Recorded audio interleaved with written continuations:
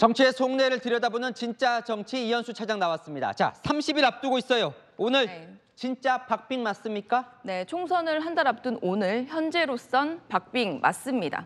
조금 전 보셨던 여론조사들도 그렇고요. 여야 내부 전략가들과 모두 통화를 해봐도 과반 정당, 일당을 자신하진 못하더라고요.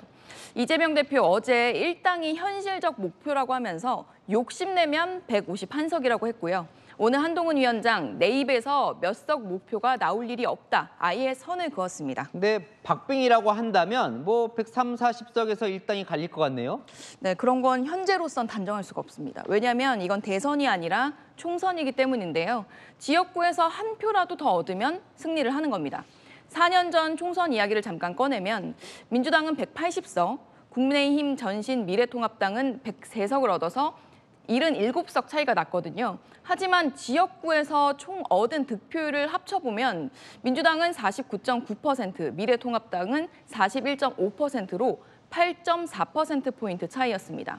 그리고 지역별로 봤을 때도 실제로 간발의 차로 승패가 갈린 곳도 꽤 있었는데요. 서울 용산은 0.6%포인트, 성남 분당갑은 0.7%포인트 차이 등 3%포인트 이내로 결과가 갈린 게 전국 19곳에 달했습니다. 이런 적은 격차라면 선거 당일 민심의 무게가 어디에 쏠려 있느냐에 따라서 결과가 확 달라질 수도 있는 겁니다. 그러니까 한 표 차이라도 이기면 이기는 거니까 간발의 차이로 한쪽 당이 쏠릴 수가 있는 거군요. 자, 후보들이 제일 민심 잘 알 것 같은데 현장 분위기는 어떻다 그래요? 네, 현장에서도 예측하기 어렵다고 하는데 이제 관심이 많은 격전지 중심으로 여론조사들을 좀 모아봤습니다. 분당갑 안철수 의원의 연고 없는 이광재 전 국회 사무총장이 출사표를 냈죠. 40대 36 오차 범위 내로 접전이었고요.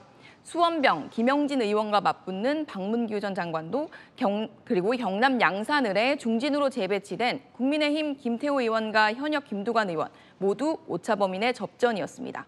이런 오차 범위 내 접전이라면 바람이 어디로 부냐에 따라서 한쪽으로 쏠릴 가능성 충분히 있다고 보는 겁니다. 자, 여야 내부적으로는 말은 안 하지만 내부적으로는 목표를 정해놨을 거예요. 취재를 좀 해봤죠? 네, 결국 최종 목표는 과반이겠죠.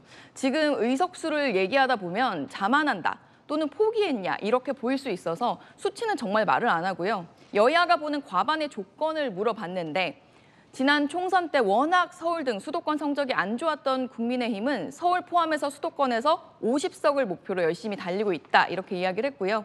지난 총선에서 180석을 얻어서 현실적으로 의석수가 줄어들 수밖에 없다고 보는 민주당은 투표율 이야기를 하더라고요. 투표율이 60%를 넘어야 과반을 노려볼 수 있다는 거라는 건데요. 지난 총선 투표율 66.2%였습니다. 그러니까 내심 저런 조건만 만들어지면 여야 모두 과반할 수 있다 이런 생각이 있어요. 진짜 그런데 과반 정당이 가능한 겁니까? 네, 우선 한마디로 자칫하면 한 방에 넘어갈 수 있다. 가능성은 열려 있다고 봐야 할 것 같습니다. 현재 총력 유세전으로 전환한 여야, 여론의 흐름에 매우 민감합니다. 바로 바람 때문인데요. 또 지역으로 보면 캐스팅 보트로 불리는 충청을 꼽는데 우선 대형 이슈가 없고 주요 정치인도 충청 출신이 없어서 결국 이 바람에 더 예민할 수밖에 없다는 거죠. 전문가들은 막말 논란이 벌어진다거나 정권 심판론과 관련해서 사건이 생긴다거나 이슈가 불붙어서 바람이 불면 10석씩은 움직일 가능성이 충분하다고 봅니다. 그리고 아직 반등 기회를 못 잡고 있지만 호시탐탐 거대 양당의 실수를 기다리고 있는 삼지대도 변수로 꼽힙니다. 네, 잘 들었습니다. 진짜 정치 이현수 차장이었습니다.